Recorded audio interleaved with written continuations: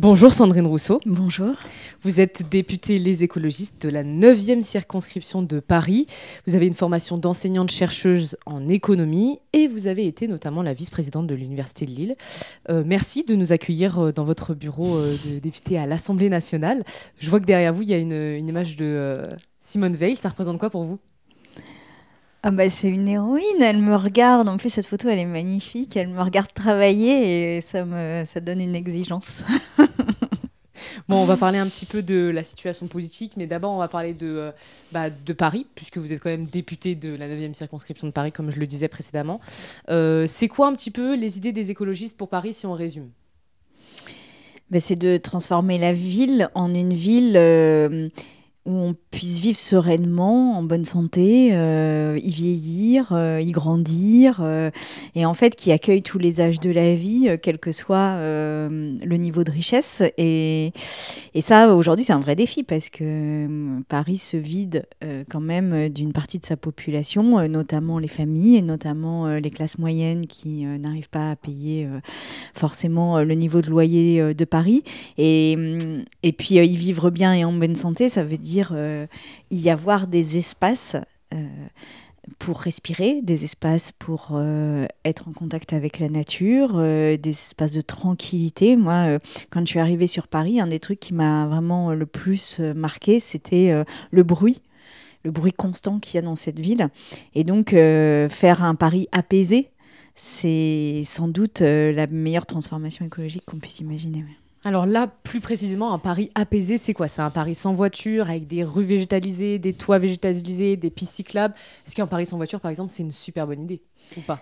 En tous les cas, un Paris avec beaucoup moins de voitures, ça je pense que... Alors ça a déjà commencé, grâce d'ailleurs aux politiques écologistes qui ont été menées il y a de ça bien longtemps. Et d'ailleurs, ces politiques sont toujours critiquées quand elles sont mises en œuvre, quand elles sont décidées, puis après quand elles sont mises en œuvre, au contraire, elles sont largement acceptées. C'est aussi un Paris végétalisé. Il y a des quartiers de Paris où il y a des squares, des parcs assez bien répartis, assez denses, etc. Il y en a aussi où clairement il manque de cette végétalisation. Moi j'habite dans le 13e arrondissement, sur la dalle des Olympiades, qui est un des lieux les plus bétonnés de Paris. Voilà, ça fait partie de ce contact absolument indispensable qu'on a à avoir avec la nature. Mais Paris, c'est aussi, quand je dis Paris apaisé, entendons-nous bien, c'est pas Paris qui a plus de bruit à partir de 19h. Paris, c'est une ville de fête, Paris, c'est une ville de l'amour, on l'a vu dans la cérémonie d'ouverture des Jeux Olympiques, mais une fête apaisée, c'est-à-dire pas une fête qui soit en plus des voitures, en plus de la bétonisation, en plus de la densité, en plus des prix chers, en plus de tout ça, quoi. Voilà. D'accord. Mais là, plus précisément sur les voitures, est-ce que c'est pas un petit peu une politique défavorable aux personnes qui vivent en banlieue et qui ont souvent, comme aujourd'hui on est quand même en période de grève régulière, des problèmes de transport pour venir en Paris intramuros, là où ils travaillent, et donc finalement la voiture c'est le meilleur moyen pour venir. Non, mais à chaque fois qu'on veut réduire quelque chose qui pollue, qui nous rende malades, etc., à chaque fois, il y a de bons arguments pour pas le faire. De toute façon, sinon, ce serait déjà fait, en vrai. Donc oui, évidemment que si on interdit la voiture à Paris ou si on la limite drastiquement, évidemment qu'il y a des conséquences. Enfin, évidemment. La question qu'on doit se poser, c'est est-ce que la santé est supérieure à la voiture ? Est-ce qu'on n'a pas des moyens d'accompagner les personnes, y compris par des politiques publiques très ambitieuses, pour faire en sorte qu'elles aient accès à des transports en commun, à des alternatives ou à des parkings relais, etc. Et puis, est-ce que la planète ne mérite pas un tout petit peu de notre attention aujourd'hui ? Donc, moi, parce que j'entends toujours... Quel que soit ce que les écologistes proposent, on entend oui, mais je vais vous dire, évidemment qu'il y a des avantages. Évidemment qu'il y a des avantages au système actuel. Mais ce système actuel-là nous met en danger de vie sur Terre. Donc à un moment, je veux dire, voilà, oui, on a des avantages, mais il va falloir quand même les mettre en balance avec ce qu'on risque. Là, vous parlez de politique ambitieuse. C'est quoi les politiques ambitieuses que vous proposez, député de Paris ? Sur Paris ? Sur Paris, c'est changer les mobilités, mais ça, David Béliard le fait extrêmement bien. Moi, j'aime énormément aussi ce que fait Anne-Claire Bou sur la santé mentale, et c'est un travail qui est assez invisibilisé, parce que David Béliard, il a des politiques publiques qui se voient, c'est-à-dire c'est une ligne, une pistes cyclables, c'est la reconquête sur l'espace de voirie, c'est des rues aux écoles, c'est tout ça. Mais Anne Clairbout, par exemple, la santé mentale, elle fait des choses absolument extraordinaires qui sont aussi assez invisibles. C'est-à-dire qu'elle a fait des partenariats avec les organismes de bailleurs sociaux pour repérer les gens qui sont isolés, qui vont pas bien, pour les emmener dans un système de soins, de liens, de prendre soin. Enfin voilà, mais on pourrait parler de... Et vous ? Qu'est-ce que vous faites ? L'école. Ah, mais moi, depuis l'Assemblée nationale, nous, on fait tout un tas de lois qui s'appliquent à Paris comme au reste de la France. Par exemple ? Par exemple, les seuils de pollution, par exemple, les aides aux personnes qui possèdent des voitures pour les modifier, pour les changer, pour faire en sorte qu'elles soient moins polluantes. Là, par exemple, on a eu un débat dans le PLF sur le bonus-malus sur les voitures polluantes. Alors, on a perdu cette fois-ci, par exemple, mais pour moi, c'est absolument indispensable. Et puis, on fait... Aussi, on soutient des politiques culturelles, des politiques éducatives. On soutient, moi je suis dans la commission des affaires sociales, l'hôpital public, la PHP. On soutient les personnels soignants. La question, par exemple, sur Paris, une des questions absolument cruciales, c'est le logement des personnels soignants. Parce que quand on est aide-soignante ou quand on est infirmier ou infirmière, ou aide-soignant, mais plus souvent aide-soignante, en fait, on a du mal à se loger. Et donc, comment on fait pour faire en sorte que les personnes aient des salaires qui leur permettent véritablement de se loger ? Qu'est-ce qu'on fait pour qu'il y ait une agriculture qui ne soit pas une agriculture d'exportation vers des marchés internationaux de matières premières, mais une alimentation locale et saine ? Qu'est-ce qu'on fait pour que nos enfants soient en bonne santé et mentale et physique, qu'ils mangent bien, qu'ils fassent du sport. Enfin, tout ça se décide à l'Assemblée nationale. Donc, évidemment, on a plein de... Et là, par exemple, si la question se porte sur la dernière semaine, cette dernière semaine, on a discuté du budget, avec le résultat qu'on connaît. On a remboursé intégralement les fauteuils roulants des personnes handicapées. Alors, ça s'applique aux personnes à Paris comme ailleurs en France, mais les enfants, par exemple, aujourd'hui... Mais ça, c'est pas des mesures caduques avec la censure du gouvernement ? Non, parce que ça, c'était une proposition de loi à côté. Donc, c'est indépendant de la censure du gouvernement. Mais par exemple, Sébastien Pétavy, qui est mon collègue qui l'a fait, expliquer que quand il était enfant, lui-même étant en fauteuil, quand il était enfant et qu'il grandissait, il avait des fauteuils qui soit étaient beaucoup trop grands, soit beaucoup trop petits. Le remboursement des fauteuils, c'est une manière de soutenir les familles. Il y a mon collègue PS, pour le coup, Philippe Brun, qui a fait tout un travail sur les familles monoparentales. Alors, je voudrais quand même, parce que là, on est venu ici pour parler de vous, pas de vos collègues, aussi bien leur travail soit-il. Donc, vous avez parlé tout à l'heure d'écologie. Oui. Donc, récemment, il y a des murs de pierre qui ont été érigés devant des permanences des députés écologistes, socialistes, comme du Rassemblement national. Il y a aussi de nombreuses manifestations contre le Mercosur, et souvent, les écologistes sont épinglés. Est-ce que ça fait peur, l'écologie ? Ah oui, je pense que ça fait très peur, mais l'écologie, c'est parce que c'est compris comme une espèce d'ensemble de contraintes. Alors, parce que je vais revenir sur votre remarque, on est là pour parler de vous. Si vous voulez savoir ce que j'ai fait cette dernière semaine, moi, Sandrine Rousseau, à l'Assemblée nationale, par exemple, j'ai soutenu, grâce à l'interpellation des psychiatres de Paris, donc c'est des psychiatres de Paris qui m'ont interpellée sur les conditions de travail, j'ai soutenu et j'ai fait adopter à l'unanimité de la Commission des affaires sociales un rapport avec ma collègue Nicole Dubré-Chirat sur la situation absolument catastrophique qu'on trouve en pédopsychiatrie et en psychiatrie, avec derrière la proposition de faire une loi transpartisane qui a été actée par tout le monde. Donc ça, très concrètement, par exemple, ça vient du 13e arrondissement de Paris, de l'interpellation des psychiatres du 13e arrondissement de Paris, et ça va s'appliquer et à Paris et ailleurs. Si vous me posez toujours la question de ma semaine, juste avant que vous n'arriviez, j'étais dans une commission d'enquête que je préside, j'en suis la présidente, sur les violences sexuelles dans le monde du cinéma, du spectacle, de la musique, du spectacle vivant d'une manière générale. Paris est un centre culturel permanent.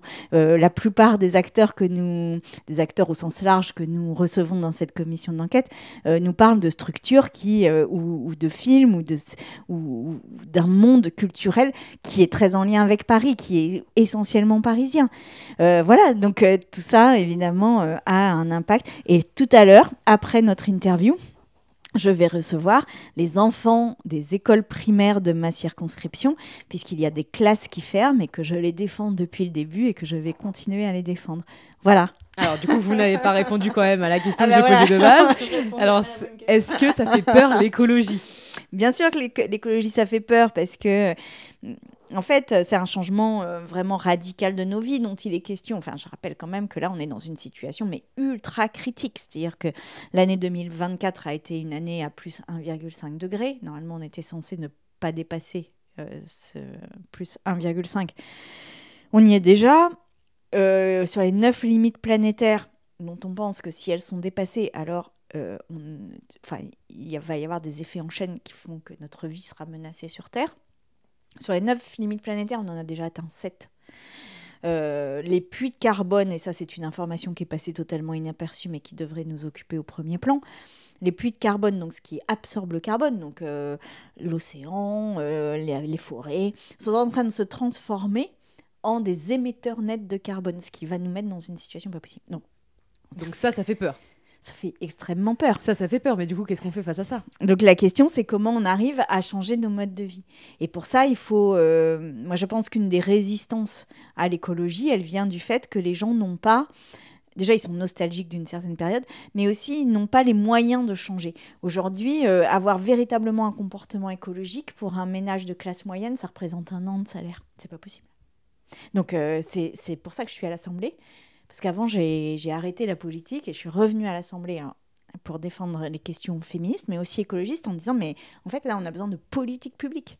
Ça, on les a pas. Voilà. Pour revenir sur l'agriculture un petit peu, c'est quoi le problème qu'il existe des fermes avec 5000 cochons, 10 000 poulets ou des champs de maïs sur des dizaines de kilomètres ? C'est quoi le problème ? Déjà, je rappelle que les poulets, par exemple, comme les cochons, comme les vaches, sont des êtres vivants doués de sentience, c'est-à-dire qu'ils ont des ressentis, des émotions, des réflexions, voilà, ça n'est pas tout à fait la même manière d'être au monde que nous, mais quand même, ils ont, par exemple, il y a des recherches qui ont montré que les veaux avaient une santé mentale, que les poulets étaient capables de compter, voilà, que les porcs avaient une intelligence ou un degré de cognition qui est proche d'un enfant de 6 ans. Donc, je veux dire, à quel moment on décide que ces êtres vivants non humains, eh bien, nous sommes tout à fait légitimes à les enfermer par dizaines de mille dans des hangars où ils ne voient jamais le jour et où ils sont gavés de médicaments pour tenir et pour ne pas avoir de virus ou de maladie. À quel moment on estime que c'est légitime ? Il y a un problème écologique aussi derrière ça. À quel moment on estime que les gens qui travaillent dans les abattoirs, c'est un job acceptable ? À quel moment on estime que les émissions de carbone issues de l'élevage intensif ou les émissions ou les rejets de lisiers de porcs, par exemple, dans les élevages intensifs de porcs, qui créent le problème des algues vertes, notamment, par exemple, en Bretagne, à quel moment on estime que pour manger un bout de viande dans notre assiette, on est capable de supporter tout ça et que tout ça n'a pas d'importance. C'est hyper grave, en fait. On est en train de tout détruire, là, pour simplement avoir le bonheur pour certains, moi ça me dégoûte, mais le bonheur pour certains, d'avoir un bon vieux morceau de viande bien saignant, bien dégueu dans l'assiette. Franchement, je pense que le coût n'en vaut pas la chandelle. Alors là, vous parlez de tout détruire. Vous avez parlé tout à l'heure des limites planétaires qui étaient du coup quasiment atteintes. Ça fait 7 sur 9. Vous avez débattu il y a quelques mois, je crois que c'était en mai dernier, face à Christian Gérondeau, membre de l'association des climato-réalistes ou plutôt climato-sceptiques. Concrètement, qu'est-ce que ça apporte au débat ? C'est une question que je me suis posée. Et j'ai pas de réponse très simple à ça. Parce qu'en fait, le climato-scepticisme, particulièrement en France, progresse. Et donc, comment je rappelle quand même qu'on estime qu'un Français sur 2 est climato-sceptique ou dénialiste. Dénialiste. Il doute que c'est l'origine humaine. Et donc, c'est une vraie question, comment on se confronte à ça, comment on progresse là-dessus, c'est-à-dire comment on diminue le nombre de climato-sceptiques en France. Donc, j'ai essayé de débattre avec lui. Est-ce que ça a servi ? Est-ce que ça n'a pas servi ? Honnêtement, je n'ai pas de réponse. Je peux pas... Mais je pense que être dans le déni de ce climato-scepticisme et ne pas s'affronter à lui, peut-être que c'est aussi une manière de le laisser prospérer. Ou peut-être qu'au contraire, lui répondre et entrer dans le débat avec lui alors qu'il n'a pas d'arguments scientifiques et pas d'arguments solides, c'est peut-être aussi lui donner une importance que ça n'aurait pas dû avoir. Honnêtement, c'est compliqué. J'ai pas de... Enfin, je pense d'ailleurs que personne ne l'a, parce que sinon, si on avait la solution, il n'y aurait pas autant de climato-sceptiques. Oui, par là, vous avez essayé de parler à une autre partie. Mais ça, c'est une partie de mon travail politique, et d'ailleurs qui est assez mal compris, c'est que j'essaye des choses, c'est-à-dire je tente des choses pour essayer de regagner du terrain, et sur le champ écologiste, et sur le champ progressiste, et sur le champ des droits humains. Et en fait, j'essaye, tout ne fonctionne pas, mais là, on est en train de perdre tellement de terrain avec la montée de l'extrême droite que de toute façon, il faut essayer. Certaines choses marchent mieux que d'autres. Bon, bah voilà. Vous pensez que ça a marché, ça ? Je ne sais pas, honnêtement, là-dessus, j'ai pas de... Vous le referiez ? J'ai pas de réponse. Aujourd'hui, non. Parce que je pense qu'en fait, il n'y avait pas de... Il n'y avait pas de dialogue possible dans la mesure où il était véritablement dans un processus de déni au sens presque psychologique du terme, c'est-à-dire qu'il ne voulait pas voir. Est-ce que vous vous considérez éco-anxieuse ? Absolument, tellement, énormément. Ça se caractérise par quoi ? Mais par dans une votre espèce quotidien d'angoisse permanente de l'avenir. Moi, j'ai des enfants, j'ai 3 enfants qui ont entre 20 et 25 ans. Voilà, moi, c'est ce que je raconte un peu partout, mais quand ils étaient petits, je les bordais dans leur lit, je leur faisais des bisous le soir et je leur lisais des histoires pour qu'ils ils se sentent aimés, rassurés et qu'ils se sentent confiants dans leur avenir. Je faisais tout ça pour ça. Et aujourd'hui, objectivement, je ne peux pas leur garantir un avenir qui soit serein. Donc, je continue à les border, à leur faire des bisous et à raconter des histoires, mais sur la planète entière pour que les choses changent et qu'ils aient un avenir. C'est pour eux que vous vous battez ? Pour eux, pour tous les autres, pour tout le monde. Pour nous, pour les femmes victimes de violences, pour tout le monde. Mais à un moment, moi j'estime que aussi ma responsabilité de mère, pas que, bien sûr, ma responsabilité de citoyenne, ma responsabilité d'intellectuelle, ma responsabilité de chercheuse en économie, ma responsabilité politique, mais aussi ma responsabilité de mère. On va parler un petit peu de la crise politique qui est en cours en France. La semaine dernière, Emmanuel Macron a reçu tous les partis politiques, sauf la France Insoumise et le Rassemblement National. 2 partis qui ont fait quand même beaucoup de voix aux dernières élections législatives. Qu'est-ce que vous en pensez ? Je pense que Emmanuel Macron a une stratégie depuis maintenant plusieurs années qui consiste à mettre un signe égal entre le RN et LFI dans un seul but, c'est de se reconstituer une espèce de centre sur lequel il régnerait et qui incarnerait un espèce de truc raisonnable, une espèce de truc raisonnable alors que les autres sont les extrêmes. Et finalement, quand il ne reçoit pas LFI, il conforte cette idée-là. Moi, je pense que LFI n'est pas l'équivalent du RN à gauche. Ça n'est pas un parti d'extrême gauche. Est-ce que je suis d'accord avec lui sur tout, sur 100% de ce qu'il porte ? Non. Mais comme pour le PS. Est-ce qu'il y a des éléments que je peux éventuellement regretter des fois ? Oui. Mais comme le PS. Et en fait, LFI n'est pas en dehors du champ républicain. LFI défend une politique qui est une politique radicale, qui est une politique qui dérange, notamment sur la dénonciation du fait colonial, notamment sur une voix portée dans l'hémicycle qui est une voix forte, une voix criarde, mais ça correspond à des gens qui veulent ça, qui veulent entendre cela et qui ne trouvaient pas dans l'offre politique jusqu'à présent ces thèmes-là. Et défendre des positions qui dénoncent par exemple le fait colonial, j'estime que c'est de l'intérêt général. Contrairement à l'extrême droite qui est fondée sur des fondements idéologiques qui sont le racisme, le suprémacisme. On le voit de mille et une manières, c'est-à-dire que les Blancs, les chrétiens sont jugés menacés dans leur existence, sont jugés légitimes à imposer une forme de supériorité sur le monde. Bon, moi, je ne partage pas cela. Non seulement je ne partage pas cela, mais en plus, je pense que ces théories sont dangereuses et qu'elles tombent sous le coup de la loi, en réalité, pour certaines d'entre elles, en tous les cas. Et donc, LFI et eux, ça n'est pas la même chose. C'est-à-dire que d'un côté, il y a la défense d'un projet de société d'égalité, de l'autre, il y a la défense d'un projet de société hiérarchique qui nous envoie dans le mur et qui est dangereux, qui est fondé, encore une fois, ça a été pendant très longtemps l'antisémitisme. Très longtemps, je rappelle le détail de l'histoire quand même. C'est incroyable de dire qu'un génocide de 6 millions de personnes est un détail de l'histoire.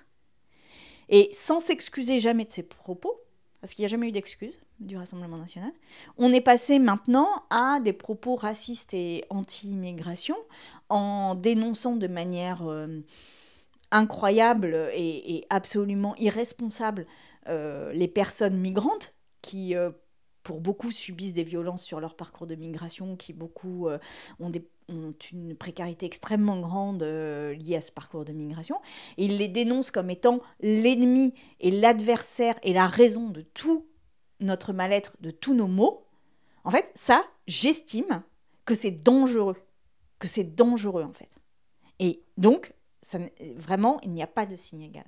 Donc, pour répondre à votre question, et pardon parce que j'ai été un peu longue, mais Emmanuel Macron, quand il met un signe égal, joue un jeu dangereux. En fait, ce qui est souvent critiqué pour la France insoumise, c'est, donc, comme je reprends vos mots, la manière criarde qu'ils ont, justement. Qu'est-ce que vous en pensez? Vous pensez que c'est une bonne stratégie? Moi, je n'ai pas tout à fait la même stratégie. Il m'est arrivé de crier, il m'est arrivé de ne pas le faire. Et bon, je veux dire, c'est leur stratégie. Je ne vais pas commencer à critiquer la stratégie de l'un ou l'autre. Moi, ce qui m'intéresse, c'est quel est le fondement politique qu'il y a derrière. Et par exemple, une de celles qui a été le plus critiquée pour son côté criard dans l'hémicycle, c'était Rachel Keke. Et Rachel Keke, moi j'ai été en commission des affaires sociales avec elle, et je regrette d'ailleurs énormément son absence, le fait qu'elle n'ait pas été réélue. Rachel Keke, j'ai été en commission des affaires sociales avec elle, donc j'ai beaucoup travaillé avec elle sur plein de sujets. Quand elle parlait, oui, des fois, je l'ai vue s'emporter. Je l'ai vue crier. Mais je l'ai vu crier sur la condition des salariés dans la sous-traitance. Je l'ai vu crier sur le travail clandestin. Je l'ai vu crier sur des pratiques managériales insupportables et sur des pratiques salariales insupportables. Rachel Keke, elle est arrivée dans l'Assemblée parce qu'elle avait fait 1 an de grève dans l'hôtel Ibis des Batignolles. Et en fait, quand elle crie dans cet hémicycle, eh bien, ce qu'elle fait, c'est qu'elle parle avec les tripes. Et moi, quand je parle des femmes ou quand je parle de l'écologie, oui, je peux crier. Parce qu'en fait, j'en ai marre qu'on m'explique que la raison aujourd'hui, c'est Pouyanné, Total, l'Ouganda, la Tanzanie, et qu'on pollue, qu'on déplace des populations, qu'on torture même certaines populations au nom du fait que nous devons avoir des énergies fossiles. Ça m'exaspère qu'il y ait des ministres qui nous expliquent que la priorité, ce soit la croissance, alors qu'en fait, la croissance, aujourd'hui, nous met en énorme danger de vie ou de mort. Ça m'insupporte qu'on me reproche de défendre des victimes alors qu'aujourd'hui, il n'y a que 0,6% de condamnation des violences sexuelles sur les femmes. Oui, quand je parle de ça, et vous voyez, même là au micro, je m'anime. Mais parce que j'en parle de manière tripale. Et donc, en fait, on a besoin de députés comme ça. Mais là, vous dites que c'est leur stratégie, mais finalement, ça devient un petit peu la vôtre dans le nouveau Front populaire. Est-ce que ça fait tâche, ça ? Je ne crois pas que ce soit la nôtre, et je pense que les gens font absolument bien la différence. Et il n'y a pas d'une forme de contagion de cette stratégie. Alors évidemment, ce sont des voisins dans l'hémicycle, ce sont des voisins bruyants. Voilà, donc évidemment, des fois, on se pose la question de la légitimité de ces cris, évidemment. Mais moi, je le redis, de nombreuses fois, pas tout le temps, mais de nombreuses fois, je vais vous dire, ça m'a fait du bien de les entendre. Voilà. Est-ce que le nouveau Front populaire, il fait peur ? Oui, il fait peur. Pourquoi ? Mais comme l'écologie, c'est une politique de gauche qui transforme la vie des gens. Donc c'est une politique de gauche qui dit « mais on va prendre aux plus riches ». Ça fait 7 ans qu'on dit que la richesse va ruisseler par magie, comme ça, comme l'eau du ciel qui tomberait. Alors que ça ruisselle jamais. Et on voit, la France est le troisième pays au monde à avoir le plus de millionnaires. Et c'est surtout le pays de l'OCDE qui a vu son nombre de millionnaires le plus augmenter. Donc je veux dire, il n'y a rien qui ruisselle, quoi. Ça reste dans les poches et les poches ne sont pas trouées. Donc ça ne ruisselle en rien. Donc voilà, nous avons une autre politique. Et j'aimerais que nous débattions de cette autre politique. Et vous, Sandrine Rousseau, est-ce que vous faites peur ? Bon, ça, c'est pas à moi de le dire. Moi, je me fais pas très peur. Hein. Après, s'il y a des gens à qui je fais peur, eh bien, j'aimerais qu'ils expliquent pourquoi. Qu'est-ce qui leur fait peur ? Est-ce que vous vous considérez comme étant une personne clivante ? On dit souvent ça de vous. Est-ce que c'est parce que les sujets que vous débattez sont clivants ? Un clivant, moi je ne sais pas tellement ce que ça veut dire. Si c'est clivant avec le Rassemblement national, j'ai envie de vous dire, bah oui, c'est normal. Clivant, je ne sais pas trop ce que ça veut dire quand on regarde l'histoire du féminisme, par exemple. Gisèle Halimi, elle a tenu que 2 ans dans l'Assemblée tellement elle était clivante et elle est partie. Est-ce qu'aujourd'hui on réfute l'intérêt qu'a eu l'action de Gisèle Halimi ? Non. Simone Veil, souvenons-nous du clivage de l'IVG. On s'en souvient du clivage de l'IVG ? Regardons les suffragettes. Elles étaient tellement clivantes qu'il y en a qui sont mortes parce qu'elles ont été gavées comme des oies avec un entonnoir. Donc on les a gavées parce qu'elles faisaient la grève de la faim, donc elles étaient jugées trop clivantes. Est-ce qu'aujourd'hui on remet en cause le droit de vote ? Donc en fait, oui, quand je défends le féminisme, ça ne plaît pas à certains. Enfin, j'ai envie de vous dire, l'histoire me montre quand même que c'est moi qui suis du bon côté de la barricade, les amis. Donc voilà. Première chose, et sur l'écologie, c'est pareil. À chaque fois qu'il y a eu des progressions sur l'écologie, à chaque fois, ça a été considéré comme hyper... intentatoire à nos libertés, les premières normes environnementales, les premières normes sanitaires, le fait que on regarde... voilà, quand on a parlé pour la première fois des phtalates, par exemple, quand on parle de Monsanto, quand on parle de glyphosate, évidemment, les entreprises, elles trouvent que c'est clivant. Tant mieux. Vous avez sorti un livre il n'y a pas longtemps qui s'appelle « Ce qui nous porte » et vous vous attelez à comment pouvons-nous éviter la catastrophe. Vous parlez dedans, vous déconstruisez les mythes sur la voiture, vous parlez des résidences pavillonnaires par exemple. Est-ce que vous pensez que la gauche est devenue un parti d'élite ?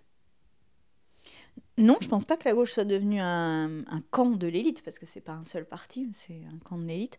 Par contre, je pense que la gauche doit renouveler son socle de propositions et de récits et politiques, en fait.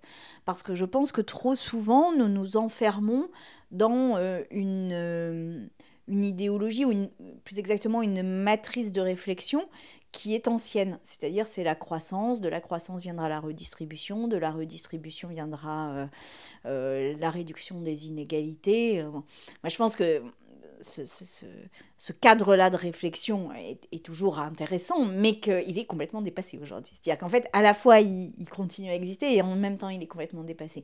Si on regarde la santé mentale des plus jeunes, elle est dans un état de dégradation. Vous en parlez également dans le livre. Mais énorme, énorme. Si on regarde la souffrance au travail, elle est énorme. Et donc, moi, je voudrais qu'on parle de la gauche et de l'écologie comme de nouvelles conquêtes sociales fondamentales, comme retrouver du temps pour soi, d'où le droit à la paresse, retrouver une véritable santé mentale, c'est-à-dire aller bien, quoi. Aller bien. Pas juste courir après boulot, dodo, courses, voiture, enfant, boulot inintéressant, tableur Excel et repartir. Enfin, voilà, c'est-à-dire retrouver vraiment un sens à la vie, quoi. Un sens à ce qu'on fait, un sens de la qualité, un sens du bonheur, quoi. Enfin, ça paraît basique, mais quand on a fait les congés payés à gauche, c'était le bonheur qu'on allait chercher. C'était pas la croissance, quoi. Parlons un petit peu du droit à la paresse, parce que je sais que vous en parlez dans le livre. Concrètement, pour vous, en quelques mots, le droit à la paresse, c'est quoi ? Mais c'est poser la question politique du temps. C'est-à-dire à quoi on passe notre temps. Le temps à l'intérieur du travail, est-ce que c'est un temps de qualité ? Est-ce que ce qu'on considère comme des temps de paresse à l'intérieur du travail, c'est véritablement des temps de paresse ? Par exemple, les temps de pause, les temps de collectif. les temps, si ce n'est d'amitié, du moins de lien à l'intérieur de la relation de travail, et du temps de bien faire les choses. Et puis après, si on arrête le travail et qu'on regarde la sphère hors travail, bah, qu'est-ce que c'est avoir du temps pour soi? Aujourd'hui, si vous parlez par exemple à une mère d'une famille monoparentale, à une maman dans une famille monoparentale, donc qui a en général un ou plusieurs enfants à gérer, c'est quoi son droit à la paresse à elle? Ce serait peut-être bien de se poser cette question. J'ai une question. Est-ce qu'il faudrait dédiaboliser la gauche?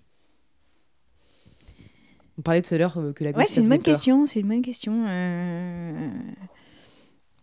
Oui, parce qu'en fait, on a été diabolisé. Donc, la dédiaboliser, ce serait intéressant. Et une manière de la dédiaboliser, c'est aussi de parler de ce qui se passe en Espagne, où la gauche a gagné, et où il y a 1 million d'emplois précaires en moins, où il y a des gens qui étaient sous des contrats d'ubérisation, c'est-à-dire des auto-entrepreneurs qui ont trouvé dont les contrats ont été transformés en vrais contrats de travail, où il y a plein d'avancées sociales, il y a plein d'avancées féministes. Enfin, moi, l'Espagne, là, je me dis, si l'extrême droite gagne en France, je vais peut-être m'installer en Espagne. C'est un exemple pour vous, l'Espagne? En tous les cas, en ce moment, ouais, je trouve que c'est vraiment intéressant ce qui s'y passe. Est-ce que je parle pas espagnol. Vous parlez pas ouais, ça je continuerai à combattre en français, je crois. Est-ce que l'écologie politique, c'est possible? Bien sûr que c'est possible. Bien sûr, c'est essentiel. C'est le pivot à partir duquel on peut reconstruire la gauche, d'ailleurs.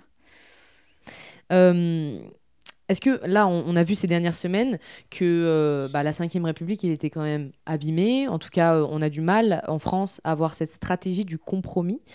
Est-ce que vous pensez qu'il faut la changer, cette Ve République? Ça, je le pensais même avant la crise actuelle. Donc ça, j'ai pas de doute. Oui, là, vraiment, la Ve République, on arrive au bout. En fait, ce qu'on constate aujourd'hui, c'est que la Ve République, elle est construite autour d'un homme et d'un seul, c'est le président de la République. Et que si le président de la République joue pas le jeu, en fait, ça coince tout. Ça grippe tout.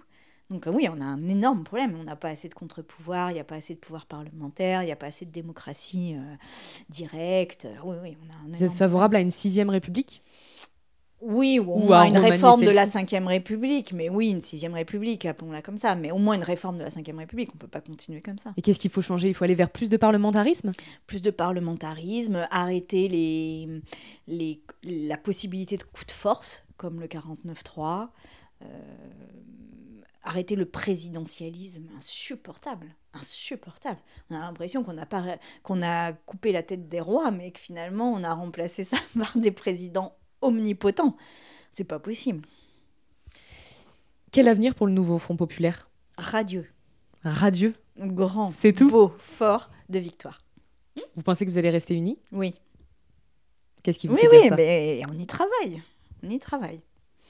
Et aujourd'hui, tout le monde dit « Ah, regardez !» Moi, je vais vous dire, depuis maintenant 3 ans, alors avant c'était la NUPES, maintenant c'est le nouveau Front populaire, tous les jours j'avais des questions sur « Est-ce que c'est la fin de la NUPES ? Madame Rousseau, est-ce que c'est la fin de la NUPES ? Madame Rousseau, est-ce que c'est la fin du nouveau Front populaire ?» Eh bien, je vous réponds non. Et j'ai toujours répondu non depuis 3 ans et je continuerai à le dire. Vous continuez à dire que ce sera jamais la fin du nouveau Front populaire? Non, absolument pas, parce que nous sommes conscients de nos responsabilités vis-à-vis de nos électeurs et électrices et vis-à-vis de la vie des Français que nous avons à changer. Donc, vraiment, je suis formelle, je suis sincère. Non, ça n'est pas la fin du nouveau Front populaire. Et qu'est-ce que vous répondez aux gens qui disent que telle et telle dissonance à gauche, c'est quand même un rassemblement de partis qui n'a pas les mêmes idées de base? Bah oui, mais regardez cette espèce de bloc central qu'on nous vend matin, midi et soir, comme des espèces de pilules de bonne santé, là. Mais le bloc central, il y a Horizon, il y a LR, il y a Renaissance, il y a Lyot, il y a le Modem. En quoi ils sont unis? Est-ce que vous pensez que le nouveau Front populaire, c'est un début de compromis? D'une stratégie du compromis? Oui, absolument. Oui, à l'intérieur de la gauche et sur un programme de gauche, absolument. Justement, en parlant de écologiste, en parlant de cette stratégie du compromis, est-ce que vous êtes prêt à faire une candidature commune en 2027? Ah il faudra. Et ça serait quel parti? Non, mais alors ça, typiquement, c'est le truc qu'il ne faut pas poser maintenant. C'est-à-dire, la question, c'est quel processus pour y arriver? Quel processus? Il n'y a pas 36 solutions. C'est soit une primaire, soit une entente entre les partis, soit un vote populaire à l'intérieur du nouveau Front populaire, donc pas une primaire complètement ouverte, soit un comité des sages. Enfin, j'en sais rien, mais de toute façon, il va falloir. Vous êtes toujours favorable, par exemple, on pourrait redonner le nom de Lucie Castet, ça serait une bonne idée? Mais oui, longue vie politique à Lucie Castet. Gloire à elle. Eh bien, merci beaucoup, Sandrine Rousseau.